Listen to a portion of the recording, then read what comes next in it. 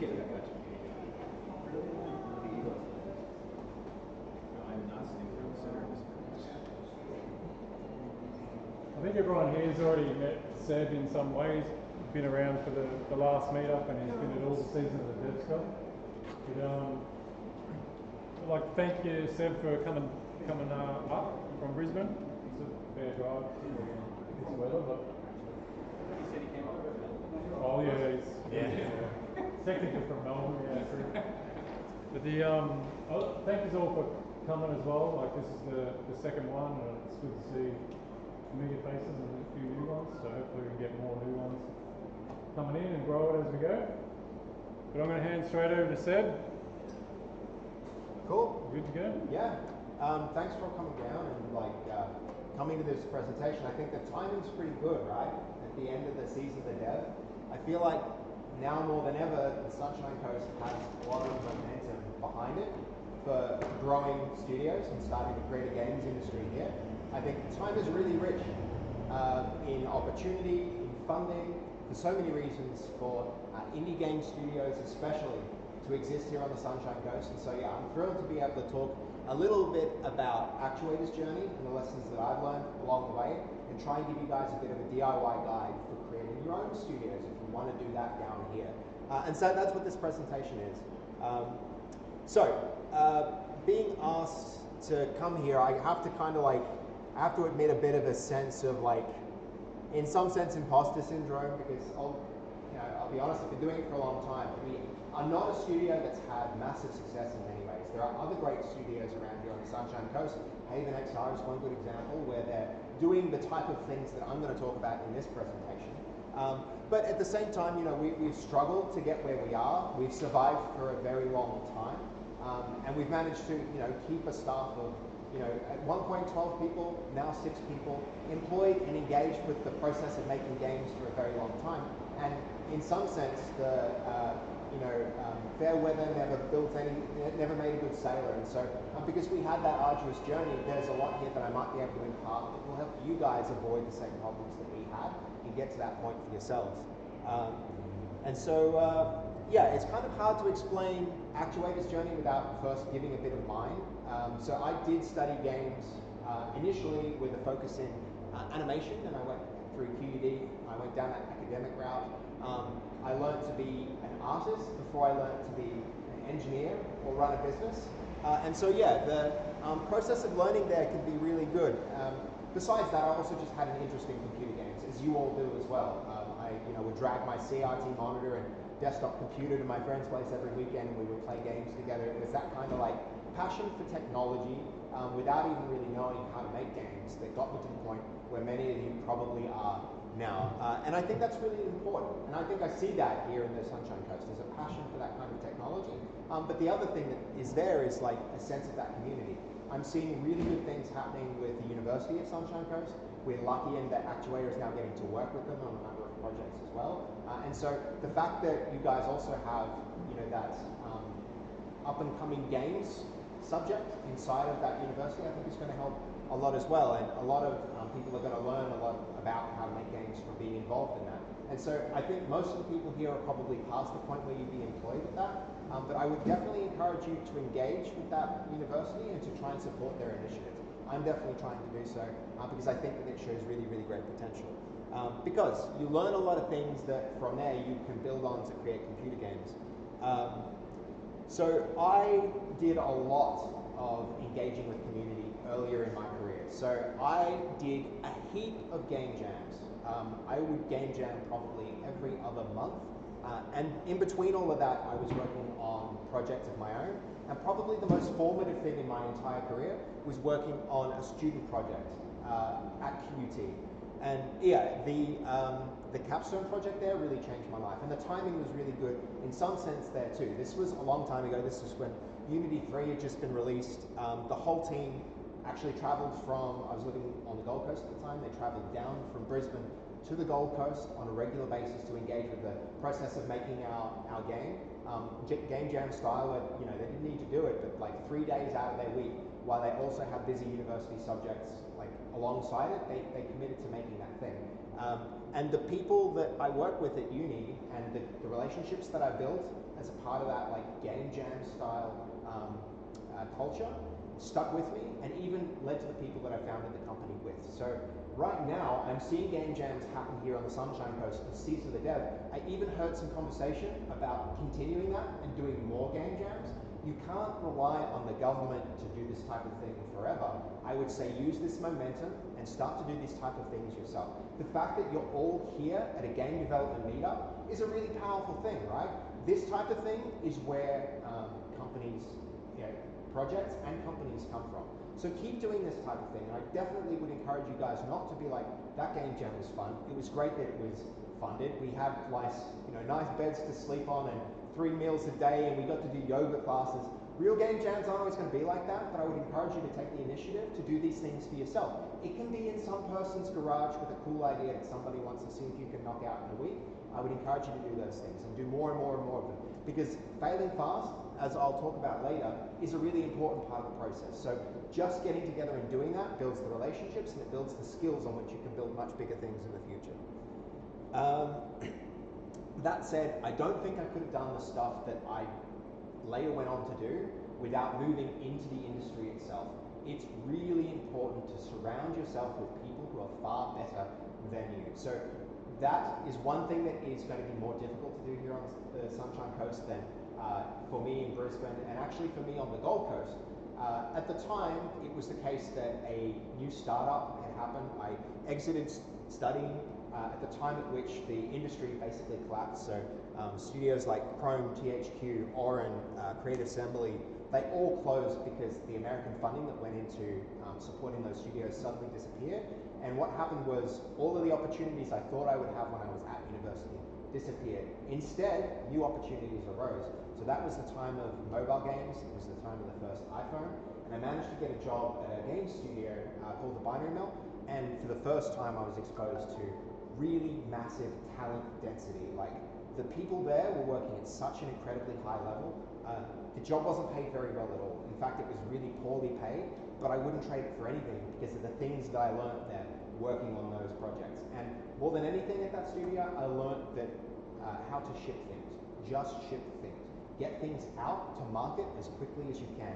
They didn't engineer things in a very polished way. They didn't build things the way that I like to build things. They didn't build things the way that I was taught to engineer in university, but they created things and they put them out there, right? They integrated the art well with the code, and they didn't care if it was pretty under the hood. They cared about getting it out. And so in a combination of like learning about that talent density, what it was like to work with great people, I would say you should take opportunities like that if they're possible. Look for companies around here who are more established.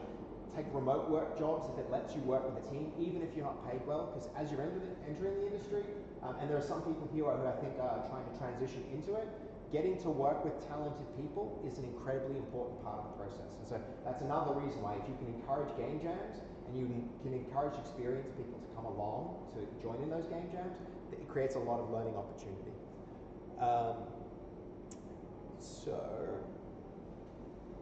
So at the Binary Mill, we did really big things. We created big projects.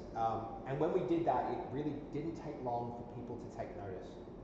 The fact that we shipped a game where it supported 100,000 concurrent users, it got Game of the Year on the App Store. It did really difficult things from an engineering perspective. I had friends who were aware of how difficult that was and needed those skills inside of other sectors. Initially, it was creating business software. So while I was working at the game studio, I got the opportunity to make optimization tools for running the organization. It was things like timesheeting systems, productivity tools, time and motion studies, quality assurance systems for the production process in high-rise buildings, things like this. It was really easy after working in that talent-dense team, building really difficult things, to transition those skills to other industries. And that turned out to be like the thing that swayed me across. So I was offered a job after consistently building good things for that construction company that paid me 4 times what I was making in the games industry. It was very hard to say no to a job like that. And so ultimately, I did end up going like, okay, yeah, I do want to do this. I brought people in who I'd studied with and I'd game jammed with in order to scale up the operation. And at a point, they were so happy with the things which were being built that they acqui-hired us. And And so essentially they said, we'll give you each really, really good salaries. You can stop doing your other jobs. You can do this full time. We'll found a company. I got some equity in the founding of that company. And we kind of like scaled from there. And I really regret that because in some sense, the learning that I got at the Binary Mill and the quality of life, the ability to build creative things the entire time, like you can't trade any amount of money for the satisfaction that that gives you. But on the other hand, it did teach me that if you want to retain exceptional people, no matter how good your culture is, you also have to compensate that person with exceptional pay. So here on the Sunshine Coast, you may have like great ways to spend your free time at the beach. You may have really good company culture, but if you can't also be able to generate the amount of money that keeps people, you'll lose them to places like Brisbane. You'll lose them to remote work and things like that. So ensuring that when you make your businesses, you do so with solid underlying economic models is really, really important to long-term success. So what I did try and do though is keep the good things of the Binary Mill going when I created this company, which was CreateWare. So the talent density was another thing that I definitely tried to take across. The things that I learned at uni and actually really enjoyed about engineering, I was able to put into practice suddenly in a way that wasn't happening at the Binary Mill. I got to do really, really disciplined engineering. And I got to pay the people that I liked working with doing those game jams competitively. All of us suddenly were able to get paid really well. We were able to make a living. We were able to change the standard of our living. And yeah, it's ultimately, if I think back on it though, I kind of regret giving up the creative part of life for so long. But yeah, it's got to the point where I was able to use the money that we had made creating games like as a salary, and I just saved it. I lived really frugally. I didn't spend it. I didn't invest it in a house. I didn't go and do a lot of things that people encouraged me to do. Instead, I saved it and I started a business. It takes a lot of capital to start a business. You need to put at least $13,000 away just to establish it, get a trust created, get your company constitution written, do your shareholder agreement. Just that, let alone getting salaries going before you have customers, is another really, really difficult thing. So I took everything that I had made in the way I saw it was selling out from making computer games to go and making money. And I said, you know what, I actually love doing that so much. I want to make computer games. And so I doubled down on doing that. And me and the people at CreateWare said, okay, we're done making this project. We're now going to go and make computer games instead. And so we learned a lot by doing that. We learned how to scale software, make it more stably. And we carried that into the creation of a new company. So don't think like if you have a job doing engineering or something like that, that it's necessarily time wasted. If you think your purpose in life is to create games, you can definitely use that as a way to either fund a game on the side or to build up enough capital to create a game and make it your full-time thing. But yeah, we created the company. We called it An Imagined Reality. Later we rebranded that. That was a very expensive decision not to consider the brand properly when we began. Make sure that when you do it, you put a lot of time and energy into figuring out who you are. And what we did was we took the philosophy of taking on difficult challenges and we took the skills from both now having made computer games and then having made hardcore construction technology into being freelancers and taking projects. And we took the hardest projects we could find. Like this project here was ForceLink. They've shipped, I won't talk about too many specifics, but they shipped a lot of units of hardware without the software to support it, and the company that had made the hardware collapsed, and so there was no source code available. There was a piece of hardware with 250,000 units shipping for Christmas and nothing to run. The idea was they'll get some software to connect to it. The phone would send the software to the hardware, and then it would work. And it was like we had no source code. We had to reverse engineer the whole thing. But the thing is, by taking a project like that and applying the skills that you get from computer games, because computer games are hard, you can get a lot of projects that other companies wouldn't otherwise be able to do. So continuing to sharpen your skills to the point where it's good enough, and then taking it and applying it to other industries can be a really, really effective way to establish yourself. Because games are hard, and the things that you can make with those game skills apply really, really broadly. But yeah, from that, COVID happened. It was actually a blessing for our studio. The number of people who went remote work and needed to outsource things blew up. And we found ourselves getting much better contracts. So we started working in mining and making mining software. So for a while we started doing like Internet of Things for large drilling equipment, digging equipment, integrating with sensors on machines to read that data out. And then, surprisingly, because they wanted 3D visualizations, the game skills came in and won us that work. So, you know, the real-time 3D graphics is what actually got us across the line there. We ended up making heads-up displays, all sorts of things in Unity that none of our competitors were able to do.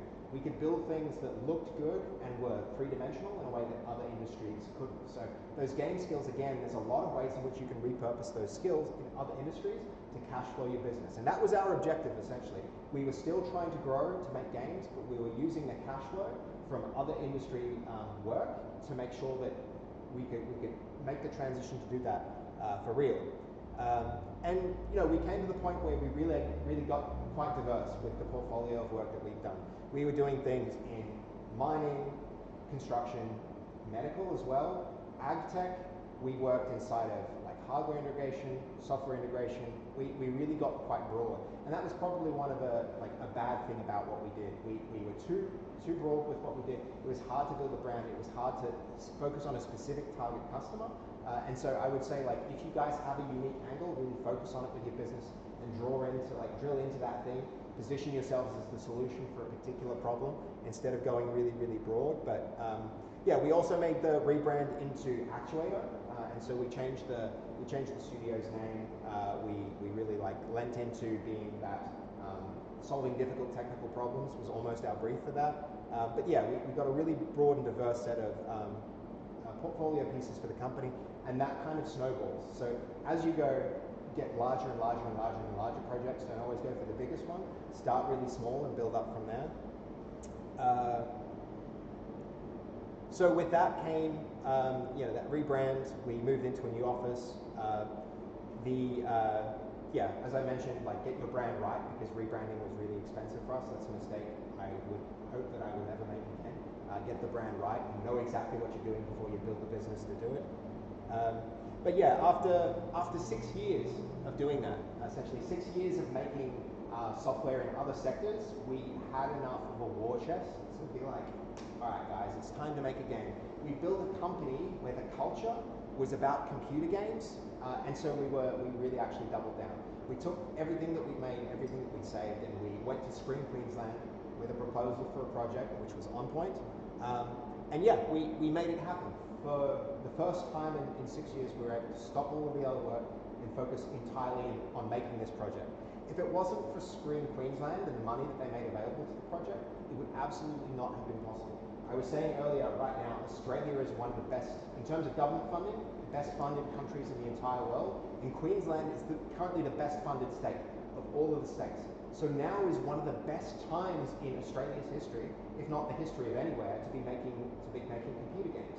And with a lot of the focus shifting to the Sunshine Coast, the number of opportunities that you guys may have to make a studio, it's a uniquely strong moment to try and do this right now for you guys. And so, yeah, with that funding, we were able to make the game.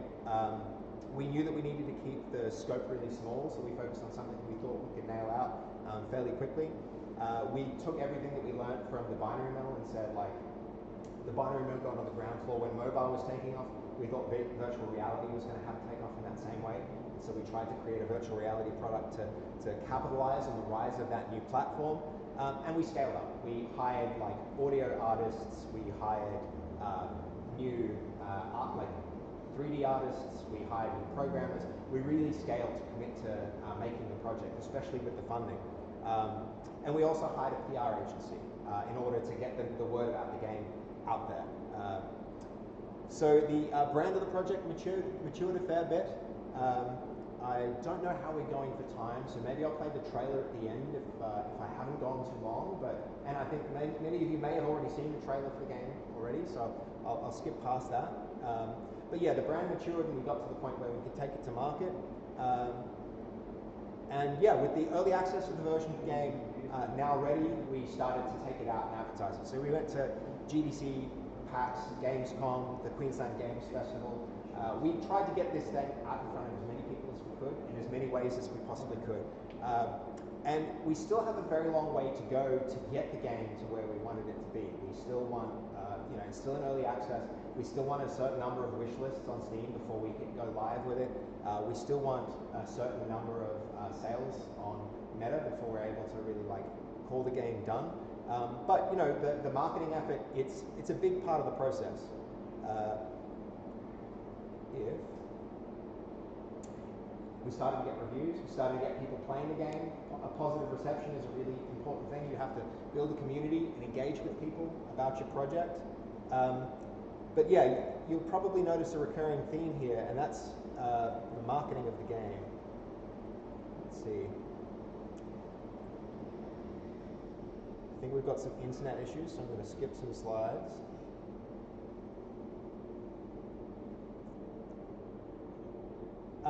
So, despite all that effort, the game actually didn't perform well financially for the company. We really bet everything on it, and it didn't pay off. Turns out that what people thought would happen with VR didn't happen. It didn't hit like mobile did. It didn't go as big as we thought that it would, and people didn't engage with the project in the same way that we thought that they would. So, ultimately, On Point was a big lesson for us. We had to cut down our staff. I had to go from 12 to 6. That meant firing people, which was an incredibly painful thing to do. We underestimated the difficulty of the project and overestimated what it would take in order to make it happen. And you know, this is why like scoping down is such a really, really critical thing to do. And the way that we approach the next game will be completely different from the way that we're approaching this one. I think we'll be aiming at trying to prove minimum viable products and things. We'll be aiming to create like videos of the game that fake how the thing will go, and releasing a bunch on different social media platforms to see how much traction they get with the audience that looks at them, and then only committing to a project when we know that it has the potential to go viral.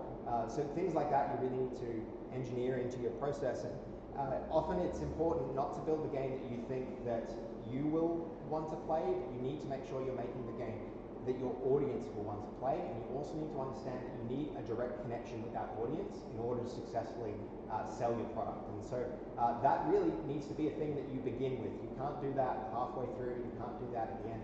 You have to do that in a way where you mitigate as much of the investment that you can possibly make until you've validated the product that you've built. But ultimately, we got back to the point where after scaling down, we had to move into a smaller office, we had to cut a number of the staff, and we've managed to go back to what we started with. Instead of collapsing as a company, as many game studios have done very recently, because the industry is actually in a really big time of contraction, nearly as big as when the global financial crisis happened initially. But because we built a foundation of technology that's not just inside of games, we're able to backstep, not close completely, and keep our game on the back burner. We're able to continuously chip away at working at that project and getting that project to market without throwing out the entire company, being like, all right, we weren't a one-trick pony. By being diverse, we were able to weather the storm. But yeah, the other lesson there is that games are really, really hard to make. It's everything it's the design of it, it's the computer science that's necessary to make the thing run, it's the art and illustration, the animation, the writing and storytelling, it's physics and mathematics, it's music and composition, it's the psychology, it's building a brand, it's like everything humanity does to make something, all pushed into one thing and then made interactive on top of that. It's a lot that goes into creating a game, and it's a really, really difficult thing to do. And on top of that, when you're running a game studio, suddenly you've made it a business. So now you're not the person doing all of those things, you're also the producer and the account and the bookkeeper and the payroll officer, and you get the idea. There's a lot that goes into not just making games for you, but making games as a living. I can't understate how much is involved with making this actually work. So, when people ask what do, I just say I make computer games. But in truth, being a business owner and making computer games, there's an incredible amount involved in doing this.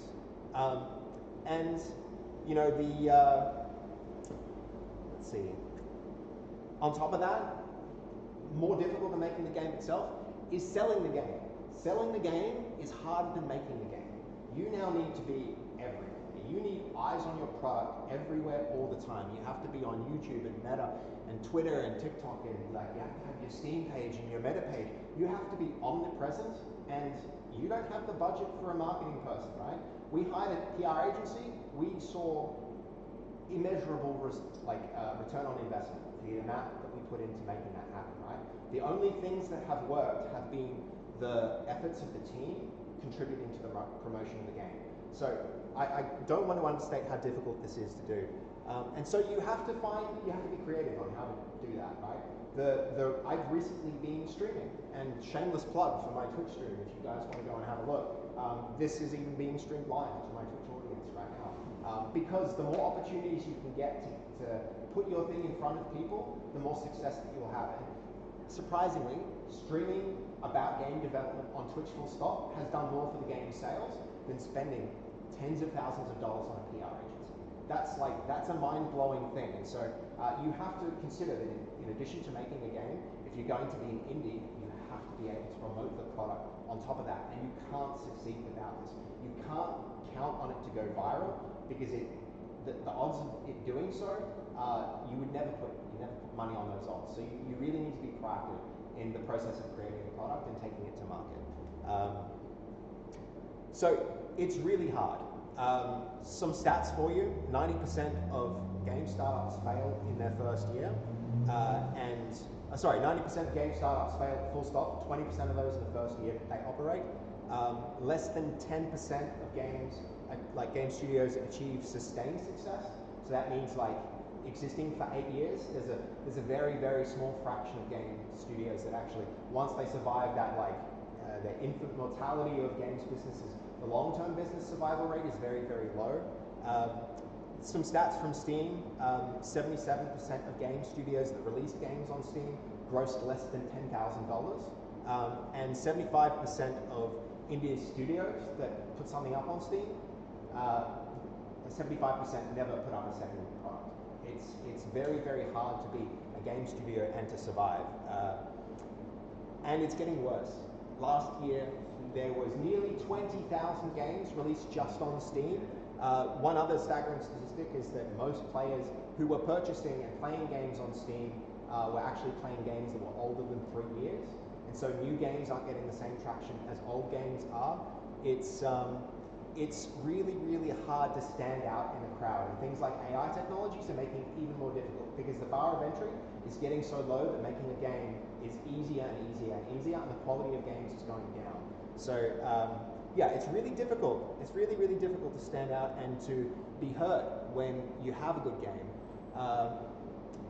But you have to try and follow the market, a little bit like the binary build did to mobile. I think what Actuator is doing to try and course correct is, and you're seeing this, like companies like Meta and Epic are really leaning into this, and that in a sense is a good news for an indie studio. What they're looking for is snackable games, so the polish doesn't have to be high, the quality doesn't have to be high. It can be something that you build literally as a part of a game jam, right? It can be this really small piece of content that sometimes hits, sometimes doesn't.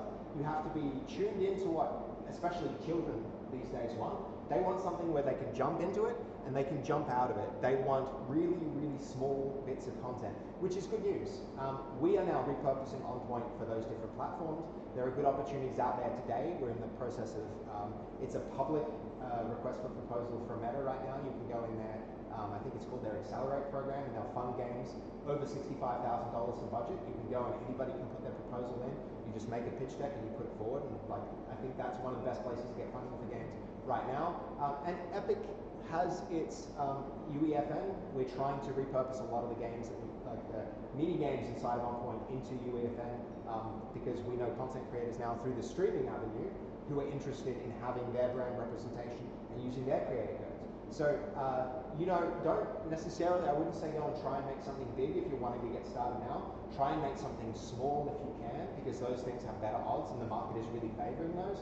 The bigger studios and the bigger games are struggling, but these are the areas that are growing in the industry today. So, if you're considering doing it, but in some sense, the barrier for entry for things that are succeeding is quite low. So ultimately, yeah, we did have to take that back step. actuator is able to fall back on its history of working with other technologies. For us right now, the biggest project that's sustaining the studio is SkyKelpie. We started by using a game engine, this is Unity, to simulate the process of cattle mustering.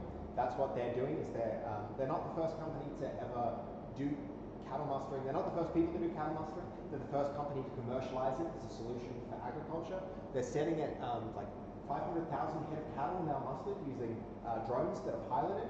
Actuator is undertaking the task now of automating that so that you won't need a pilot to fly the drone. And we're doing that using a simulation that we created for purposes of training, and then connecting a mock of a drone to that system. So we're actually getting the real drone now to fly, and we're using the simulation to train the drone's AI in order to successfully muster the cattle. We were able to fall back on this project, and we're really fortunate that we were able to, because without it, we wouldn't have been able to sustain the studio. But that's also leading to new opportunities. I think we're able to communicate with our customer about how fun this is to play. They are having a lot of success selling drones and selling online courses for mustering, in large part because of the success of the training software, right? People actually just really enjoy flying a drone around and mustering cattle because it's a fun thing to do. And that kind of traction that we're getting with those customers is enough to convince SkyKelpie to go in for things like screen grants in order to turn this into a fully fledged game. We're looking at making a whole different layer of gameplay around this. So we're hoping to create a game called Territory Tycoon. A component of that will be cattle mustering, where you manage your livestock through the mustering process. And so as you can see, we're slowly edging back into making attempts from the hardcore simulation back into making games. And so as a strategy for a sustainable business, it's a really good thing to be able to, even though we have a heart for games, we have a head for technology. And applying the technology in different ways is a really good way to sustain yourself. And besides that, this also means we can keep pushing On Point from early access into full release. The money from this project is being directly funneled into On Point's continued development. So even though the game didn't hit when it launched, we'll still be able to get it out as a 1.0, and we'll still be able to pursue other opportunities like those snackable content versions of the game.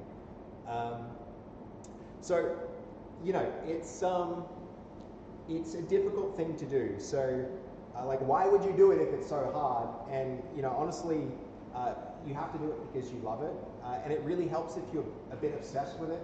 I personally probably spend more than 50 hours on any given week working, and that has been true all the way back since the binary mill. I often work weekends. When I'm not at work, I'm thinking about work. The more responsibilities you have as well inside the company, the more this becomes true. So, I also I don't really take holidays. I throw a lot into this company, and sometimes that's actually what it takes for it to survive and succeed. So I would warn you of the enormity of doing this, and if you can, do it with the help of people around you. So right now you're forming relationships doing things like game jams, but keep those, maintain those, grow those, because if you've got lots of people aligned behind the same goals, you're going to be more likely to get there together. But yeah, it's rare that big things get done without that kind of disposition. I don't think Carl's another great example of somebody who's incredibly focused and dedicated on his work, to his work. Haven XR has people like that. And the reason they succeed is because there are people who will work harder than anyone else in order to make it succeed. I really think it takes that to be successful in this industry. And it also takes around about 10,000 hours of committed effort on any one discipline. Say it's programming, it takes that much to be a programmer as good as the other really good programmers. You have to put a lot of time into doing this in order to become good. So even then, there's no real guarantee that you will succeed. I wouldn't say that we're necessarily an incredible success story as well. Sometimes it takes that colossal effort and you just survive. The easy path is often to just take a salary and to work on somebody else's project and to be told what to do and to not take the responsibility on yourself. That can be a path to happiness, but I would say it's not a path to meaning in your life. If you're a person who wants to do something meaningful, then it's often important to do something difficult. And this, to me, has been a worthwhile thing to do for that reason. But yeah, the tension between that meaning and happiness can be difficult from time to time. It's ultimately that meaning that gives my life its primary driver, I would say. And having walked that path, I probably would have told a younger version of myself not to do it, to find the middle ground, to strike more balance, and to have a more balanced life. But I also know that that young, stubborn version of me probably wouldn't have listened anyway. And that's kind of the attitude that you need to succeed, I think. You have to be so strong-willed and focused and single-minded, you commit a lot of yourself to this, or find people to do it with you. A friend recently asked me, like, what my advice was for somebody who wanted to start a games business, and my first answer was, don't do it. Just like, don't do it. It takes so much more work than you think that it will, and you almost need an attitude of like, how hard could it be in order to be crazy enough to go and do it? Because if you knew how much it would take, it's a lot. But if you want to do it anyway, if you've had that disclaimer, then you're probably the right kind of person to undertake doing it, right? And I think like in present company, there are people as passionate about this as I am, who probably will and will succeed for that reason. I think like, you know, even if you do find balance, success is often like an intersection of effort, like opportunity and circumstance. I think circumstance for the Sunshine Coast is really, really good now, but it will take a lot of you know, opportunities that hopefully will come up, but a huge amount of effort. So yeah, that's the disclaimer there. And so if you're still here, if you still want to do this, if you still think it's a good idea to make a games studio here at the Sunshine Coast, I think the timing is good, but it's hard. And maybe I can give a few lessons, and I'll move through this quickly because I don't want to talk for too long. There's pizza and stuff, and you guys want to mingle and socialize. But here are some quick-fire answers to like problems that I've solved and things I think are important in running a studio. I think now's a good time. For those of you who are young, I would say it's an especially good time. When you have a lot of time ahead of you and fewer commitments in your life, that's the best time to try and do something. So if you're considering doing this and you're young, you have a better opportunity than those who are long in the tooth and still want to attempt this. You have less. You don't have your mortgage. You don't have necessarily a wife or a kid. Or these things, they put a lot of demands on your time. And doing this well takes a lot of time. And in some other sense, though, like even if you're if you feel you want to do this, working for somebody else, although it's the easy path, like sometimes the greatest risk in life is adequacy. Like who wants to have an adequate life? You want to have an exceptional life.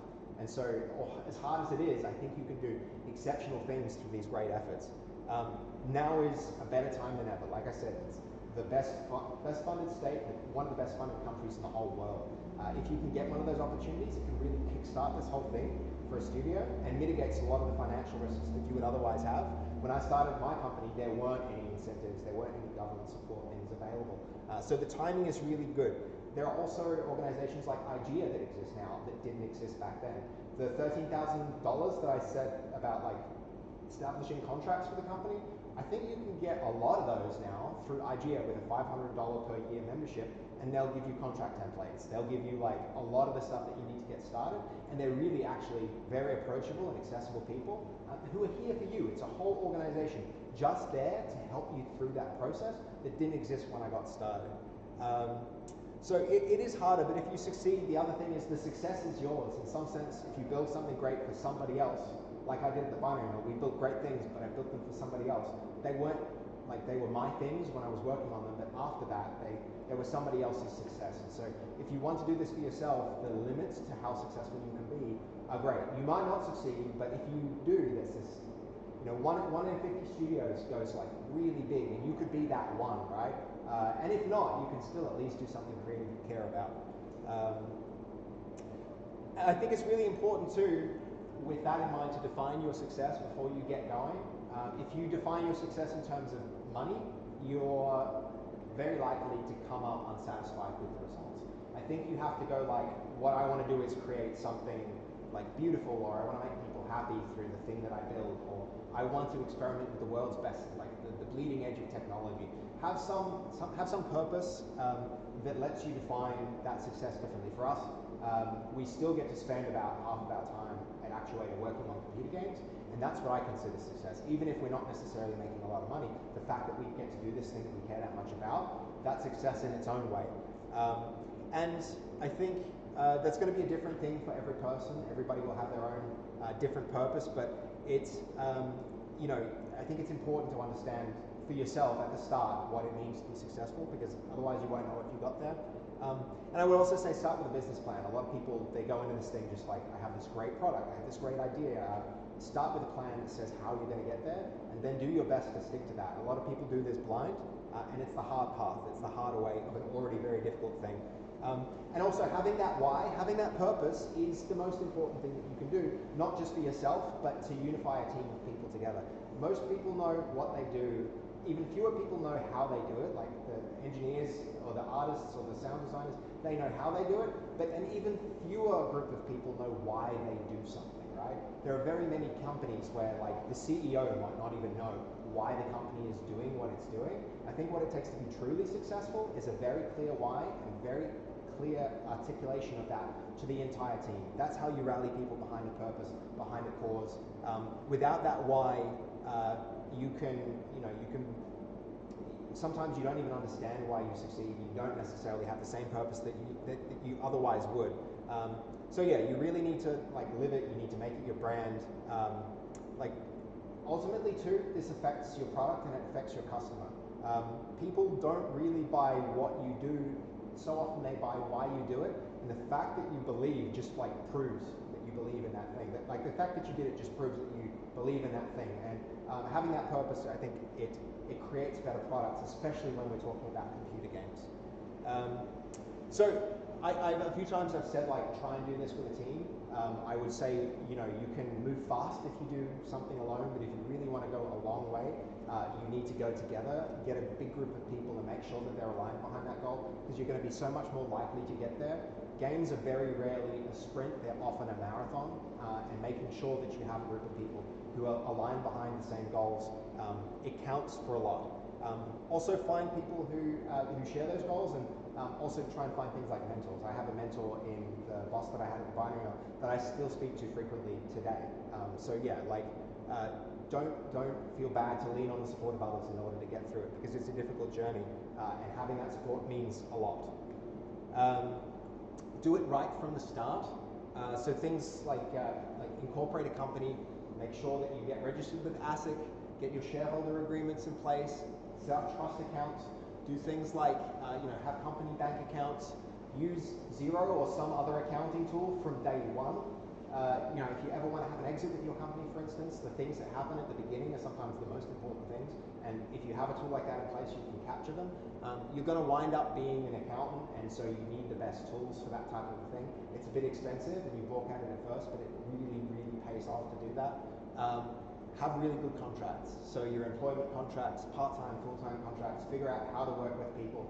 Find those people who get your vision and want to go the distance, and make those people full-time, and then make sure that you are ruthless with your spending on anybody who doesn't share that goal. So contractors are a really, really great way to do this. Find a good outsourcing studio in order to do work that you can't do internally.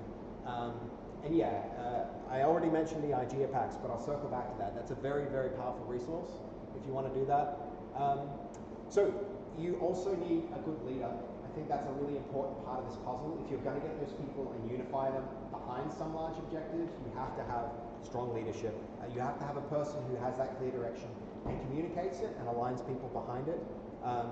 And for people, it's like people are the most important decision you'll make. It's not technology decisions. It's not product decisions. Often it's the people who make the difference. And so go for quality over quantity where you can.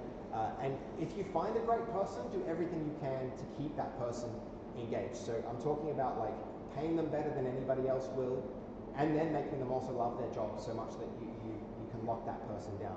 It's such an important thing. When you lose a key resource, it can really affect the trajectory of the company in a very significant way. And the other thing there is like be clear about what you want in a person. If a person they can be an exceptional person at what they do, but if they're a jerk, get rid of them as quickly as you possibly can. Brilliant jerks, they might be more productive, they might be able to do as much as two other people, but they'll lower the mood of the team in a way that can be really hard to recover from. So never work with an exceptional jerk if you can avoid doing it. And then if you do get exceptional people, you need to manage them in a way where you step back and let them cook. Give them context, without control, give them a lot of freedom for how they do their work, but not a corresponding amount of responsibility for doing it. I think if you can create a culture like that, you can be so much more effective than just having people who are transient. And then, yeah, I think in instances like that, when you're surrounded with good people, feedback is really important. Make sure that you get a lot from others and promote a culture where you're giving feedback in the right way. The other big thing is like that leader, like understand that often leaders eat last. If it's the case that payroll comes around and you can't make payroll, everybody else gets paid. You draw from your savings to pay those people. You need to know that they need to know that you're that kind of person that will back it, that's all in on it, and they need to have that kind of security. So I think honesty and openness is a really important policy. There are a lot of companies who have closed doors when you're a small indie studio of very, very passionate, invested people. If you can manage to create that, you have to be as transparent as you possibly can about things like the company finances. A lot of this is a controversial point of view, but like we are incredibly open with Actuator. People understand how much money there is in the company account, what the burn rate is, what the projects we win earn us, all of that stuff I'm very transparent about. That's my own personal preference about how you do those things, but I'd say it's a really, really good thing to do if you have passionate, exceptional people. And then the other really important thing there is when you have those people, you have to respect their boundaries. So like, don't engage them after work hours for tasks. Don't, you can be the person there working at 2 a.m., but you never expect anybody else to be doing that. If they want to do that on their own volition, that's a really good thing. But if you're in that leadership position, you can't expect that. That's one really quick way to undermine the confidence of the team and the happiness of the team. And then the other really important thing, and I said it before, is like fail fast. Create a culture where people are encouraged to fail and they're not afraid to try new things, because without that innovation, you won't be able to move quickly. And you learn more from your failures than you do from your successes. And so set up as many tests as you can, try things and make sure that you fail, but make sure that you fail forward. So every time you're doing something and you're failing, that you learn something and that you don't repeat those mistakes. And then with games, finding the fun fast is another really critical thing to do. You can spend a lot of time making this perfect piece of engineering and this beautiful art, but if it's not fun, it'll never sell. So make sure that ahead of all of those things, it can be with the most janky code you've ever seen in a bunch of gray boxes, make sure that it's fun before you invest in building all of that other stuff. So you can learn this through the game jam process in a really effective way. This is another reason why game jamming is so useful, is you can test if an idea is fun without investing a huge amount of time and money into it. And so you don't want to invest a lot of money because money is a more critical resource for an indie studio than in any other context I've done business. Money came thick and fast when we were in mining. When we tried to make games, every dollar counted for that much more. So if you shouldn't be motivated by it, but you as a business owner should be obsessed with the cash flow of the company. You need to be knowing how many dollars there are in your bank account at any time. You need to understand your liabilities. You need to understand what your runway is. You need to understand, when you pull the parachute. When we had to fire people, it was because we were watching the money go, and we knew at a certain point we had to take evasive action, and we wouldn't have been able to do that if we weren't that invested in the finances of the company. This is something that's very easily overlooked, and I'd say this is the number one cause of studio closures, is that the management wasn't watching the money as carefully as they needed to in order to ensure its stability. So you have so many opportunities for money. I think you can bootstrap if you have to, but if you, right now, I would be going to Screen Queensland, I'd be going for venture capital, I'd be going for angel investment, even from friends and family. I think if you can, money is precious, and so the more that you have at your disposal, the more you can create with it. If you validated an idea, and only after you validated an idea, I think going and raising that kind of capital can be really, really important. Right now, the government support for a thing like this is so good. It's so good.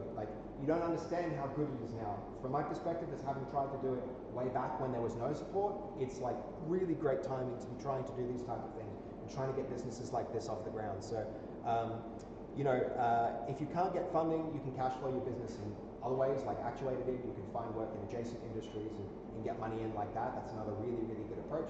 Or you can just work a day job and then use that to fund your project. You can do things like Kickstarters.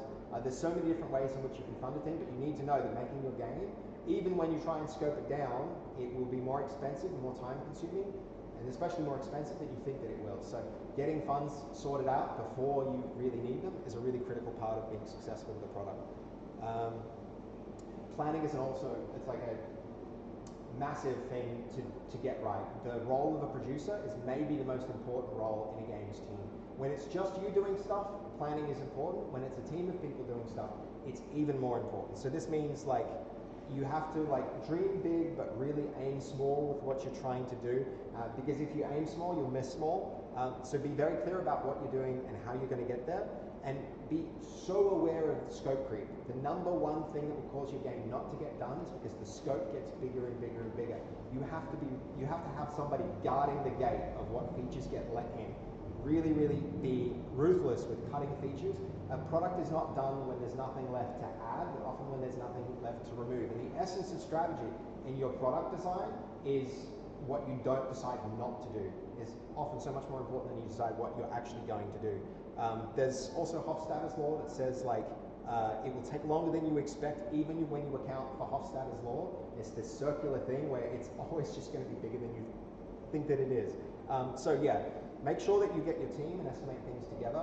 If you guys haven't done things like Scrum and Agile, if you don't know the concepts, even if you decide to discard them, go and learn them first because they can have a big effect on how you build. And if you're going to then go and cash flow your company, you're going to be running projects and you need to manage your customers through some kind of framework. So learning these things has this big beneficial effect, not just on your own project, but your ability to sell your time. If you don't have the project management practices, it just simply won't work. And so, yeah, okay. So you also really need tight constraints because that scope creep, it's really, really, it's the number one killer of your success. If you can't control it, you need to be reevaluating these type of things often. And very often once you have a sound strategy, you really need to commit to it. And so those constraints will keep you on track for that. So scope down, it always nearly ends up being bigger than you think that it will. And if you really want to ship, you have to aim at something smaller than you think is achievable. It's really, really important. It's with a thing like a product too, like good is not enough. It really needs to be exceptional, and so that much time goes into polishing your thing. If you're not cutting scope, like 80% of the project is polished. 20% of the time you're making the actual thing. 80% of the time that you spend on a project is in that polish. So keeping your constraints really tight is going to help you have the time in order to get the product out to market in a way where it won't annoy users by its rough edges. And above everything else, make sure that you're working towards ship it. Perfect with the product is the enemy of good. Don't let perfect be the enemy of good. Always walk towards good enough and understand where that line is. So so many projects that could have shipped didn't ship, and once you have the money coming in, you can really reevaluate things. And so making sure that you have that line is a really important part of the process. So it should be striving for excellence that motivates you, but striving for perfection is just demoralizing for the team. So be really clear about the difference and make sure you have a product manager who can steer the team in the right direction there. And above all of these things, persistence is really, really important.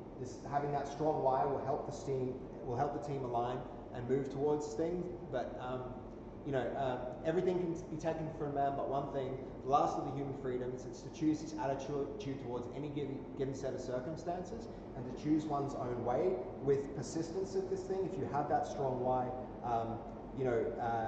you'll essentially win out with the project. It took Among Us 2 years before it was successful. The game was out for 2 years and then it was a hit success on Twitch. They needed to hang in with the development team to keep working on it, keep the thing alive that long. Rovio had 51 games before they created Angry Birds, and they were on the verge of studio closure. Sometimes it just takes hanging in there and pushing a little bit further in order to be successful. And essentially, at the end of the day, like, it's easy to make a game when you're motivated, but if you want to be successful and survive to the third game that makes back the money, it's discipline that's necessary, not the motivation. So. Running a small studio, you'll have to deal with things that you don't enjoy as well, and it's discipline that gets you through that. That whole org chart of different roles and responsibilities, you'll spend a lot of time doing things that you don't love, and you need to do those things in order to survive and succeed. So at the end of the day, it's innovators who are the ones where their dreams are clearer than the reality that tells them they're crazy. You have to believe in a thing, and you have to push past people who will tell you it won't work and all sorts of things in order to be successful. I think at the end of the day, persistence is what will make that game get done. It's what will ship it. And even in the hardest times, like this too shall pass. It's, it can be really, really difficult, but it's not the struggle of making the game, especially when you're close to shipping it. It's a transient thing. It's not always going to be like that. Push through it, because getting it done rather than stopping before it's finished is like some of the hardest but most important things that you can be doing with a game project. And so there's so many different ways that you guys can go with this. Like you could go and get a games job remotely. You could go try and get a AAA studio game in Brisbane at some place like Playside. Or you can go down that indie path. I really hope that the Sunshine Coast found studios here, because I think it's a great time to do so. You guys are getting so much attention and support from like stakeholders in government, especially, that could potentially make this possible. So really, like, I think that's a thing that you guys should be doing, is like working together, game jamming, trying to build relationships and trying to build businesses here. It's such a good time to be doing this. Ultimately, like, it takes three things to be happy in life. I think you need someone to love, you need something to look forward to, and you need something meaningful to do. Making games, for me, has definitely been that meaningful thing to do. And if you choose a job that you love, you don't have to work for the rest of your life. Like, it's a bit cliche, but I do feel that it's true, having worked in games for a long time. So it's a meaningful and good thing to pursue. I think it's On Point will launch this year. It'll launch probably August, September. I think that'll be like the first game that my studio has made, not working on some other studio's project. It's going to be a huge thing for me. I can't wait for that to happen. It's a hard time to be making games, but if you're a small studio and you set out to make little things, I think now is a good time to succeed with that type of thing. So the time is right. It's not for the faint of heart, but I think it's a worthwhile thing. So I hope you guys end up doing this. If anybody along the way wants to ask questions, there are great resources around, me being one of them. You guys have me on Discord through the channel. So if there are any follow-up questions now, now's a great time for Q&A. Does anyone have something they'd like to ask about that? That was a lot, so thank you for letting me do the long-form version of this. Yeah.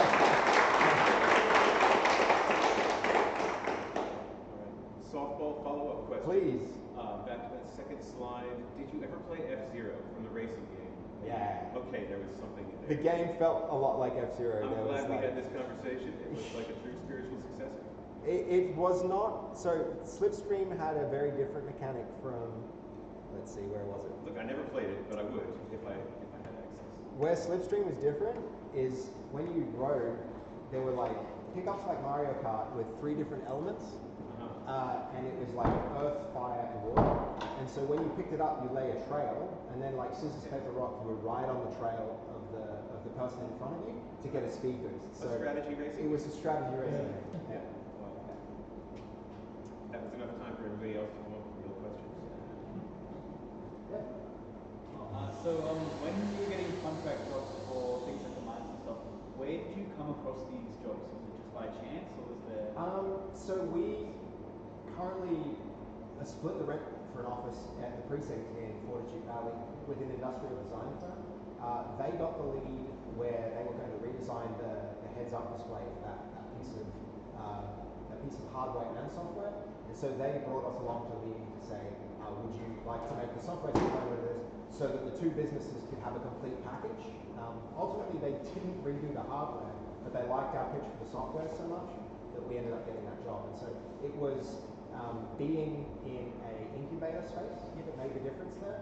And there's talk of maybe having something like that here in the Sunshine Coast. And so if you can have if your business can get into a space like that, that did lead us to the mining job. It was one good example of how being in a space can actually affect your ability to win work. Yeah. Are there any established games companies or studios in the Sunshine Coast at the moment? Like, how many? I know of one, and that's Haven. Can anybody else think of a different one? Because I think that's it. There was one in North Lakes, I'm forgetting the name. They did a lot of the brand stalls. They did some games for that. There was Right. obviously. Oh yes, yeah, that's true. Yeah. And there's another studio that does like Need for Speed type stuff for like car designs that's in the Sunshine Oh, Coast. yeah, I've seen them, but not who I was thinking of. Yeah. Stark Family that did that, like, parent sim game. They most recently did something involving puzzles Right. with cute characters. Yeah. Yeah, they're around. Yeah, that was a real Brisbane based one. Oh, they're Brizzy? Yeah. Oh, I thought we could claim that. Sad. Okay. Yeah. There's no big studio here, but there's quite a few indie devs that popped up. Like, I was quite surprised at what the first meetup we had. There's a few that I've never even heard of the games, and they're huge. Little mobile games and stuff. So Yeah, we should make a list, maybe. yeah, The fact that we're having trouble that was answering the these idea from questions the is start, was to build a list like that. There's people working here in the industry that are not working like. Yeah, there's heaps of people here. Yeah, like Yeah. I've been here 25 years. Yeah. There's people that work for big international games companies that live here on the Sunny Coast, so there's But we do have a gap. Stuff here, Clearly, it's not a- gap in the local studio. yeah. Yep. Should have been able to And name there's one. a reason for that, is just because there's been no, you can't find stuff here on the coast. But I mean, like working in a studio is such a big, like, beneficial thing. Like, if there are studios like Haven, man, if you want to break into the industry and you have a bit of time to do it, I'd be working for Chips if I was here, trying to get like into that team to learn from the people there, because you learn so much working with super talented people. It can literally like leapfrog years of like grinding away as a solo to just work with super talented people. Yeah. I'm looking at that video completely differently now. But you've mentioned Haven 3 times. Yeah. And I know you've had some VR experience yourself, and they're in VR. Yeah. So where do they come into this whole thing? Where does Haven come into Yeah, the building, and like, your entire talk is about building studios, and they are the one studio that we can name. That's the one studio I'm aware of that's Yeah. here, and the quality of their work, honestly, we compete. You've been on that roller coaster? Like, we've tried to win jobs that half as complex as that, and like the process of research, they've got like Carl there is this dude that can integrate with hardware and software. It's like I think he's the special source as far as I can tell in that business. they're really impressive to me as a business here in the Sunshine. Well, keep my fingers crossed. Yeah. Yeah, let's get it. I love how you guys do the really techie stuff, by the way. That's the sustainable foundation of the business. Just want to say. But we honestly probably undercharge if we were just a software agency specializing in heavy stuff. We'd like, but the thing is, we can. Please overcharge. Yeah, I mean, they're harder to. It's hard to position yourself as a game studio and as a techie company. Reset. Yeah, I've done that. once. Start a sidearm. Yeah, we consider doing actuator software and actuator games as two different brands, but yeah. You're doing great. Yeah. Thank you for coming to talk to us. No, thanks for having me, guys. Cool. Drinks and Yeah. Word. cool. Extra applause. Thanks, man. You got one round. Like a half round.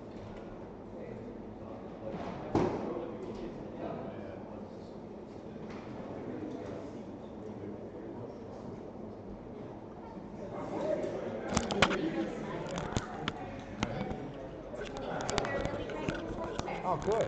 Glad you like it. Yeah, I enjoyed it as well. I know not a lot, so, but like everything that you're saying is kind of any entrepreneur's, Yeah. road Bread trip. and butter, honestly. Yeah, it's just, I mean, I've been in the fitness industry. I started off with photography, then I went into fitness industry, food industry, and it's just like, yeah, you just have to keep being Yeah. everything. Yeah, yeah, no, it's a lot, but yeah, in the fitness industry, I think it's like that too. You get so much. You've got to like be hustling, getting customers. The marketing, especially, is really hard in that space.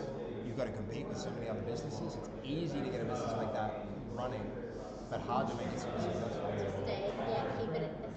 I used to work for a club in New York City called Equinox Fitness. Right. And so a lot of our marketing had like happening now and yeah, it's just How did that go? I hope I didn't go too long.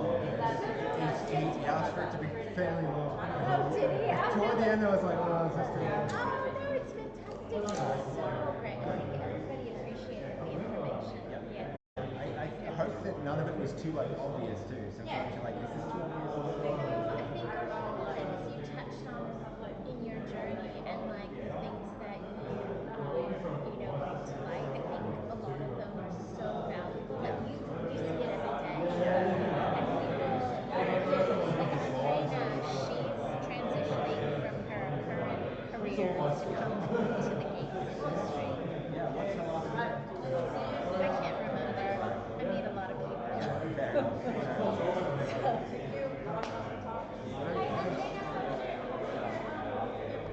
I didn't know how you had like zero on there. Hey? You had like, not like when you start a business, just get zero straight away. Yeah, I mean, honestly, Yeah, do it. I was the same with my last business, man. I had 12 staff, man. It was like, Yeah. If I didn't have zero, I would have killed myself. Sorry I didn't have a whole lot of time to talk, guys.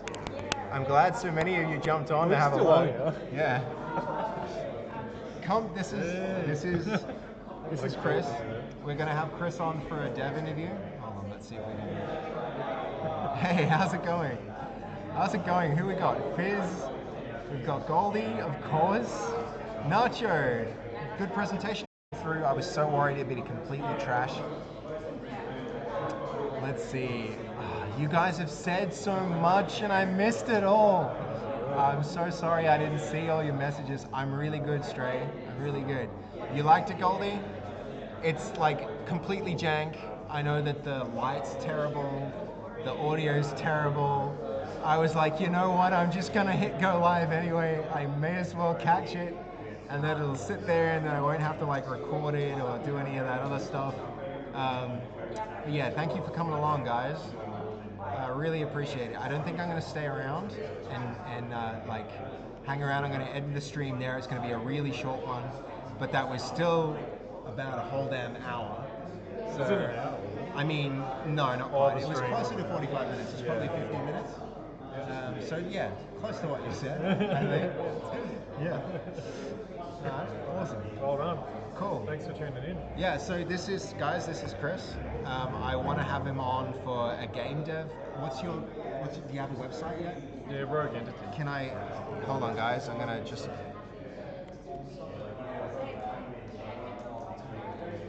I'm gonna post a link to the game that Chris is making. And I'm going to have Chris on and we're going to talk about his studio and his game. Oh, hey, that's a new resub. Thank you so much for the sub. And 13 hours ago, Rogue Entity actually, I see we had a follower. Thank you for the follow. Thank you for the follow. Okay, there's his game, guys.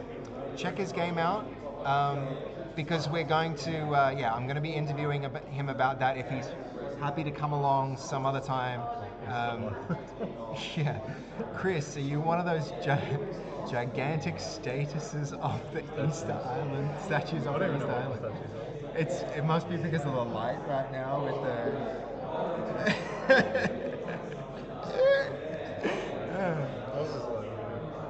Awesome.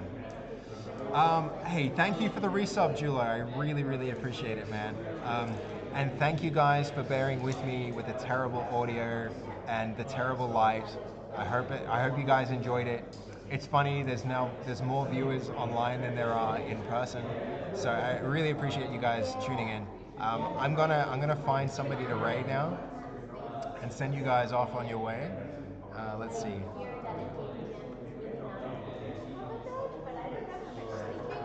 Oh, Lisa or Dev. I feel like, who should we rate, guys? Lisa or Dev? Let's see what we think in the chat. Let's see. Sergius is here too. Hey, how you doing, Sergius? All right, I have to go mingle now. I have to go network, but I got the thing on. It's time to go do some schmoozing. But yeah, let's see. Let's raid. What's Lisa doing? Is she doing something interesting? I've spoken with an angel. Ads.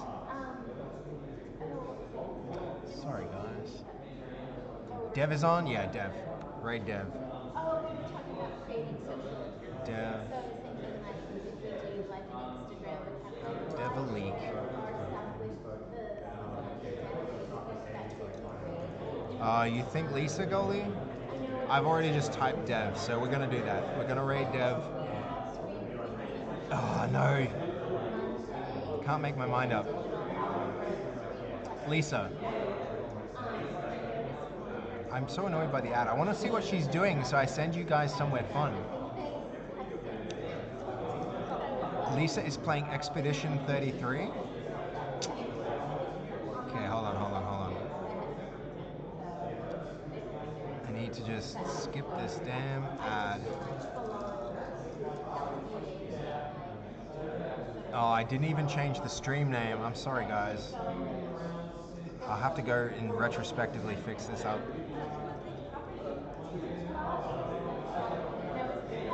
Oh, come on, ad. No, we're just rating Dev, guys. Hey. Burlap, thank you, dude. Dude. Another 2 months. Thank you, Burlap. I really, really appreciate it, man. Thank you, Burlap. That's awesome. We're just getting started. I'm going to try and make sure the quality is better in future, but we'll be doing things like this. Giving the same damn speech in a few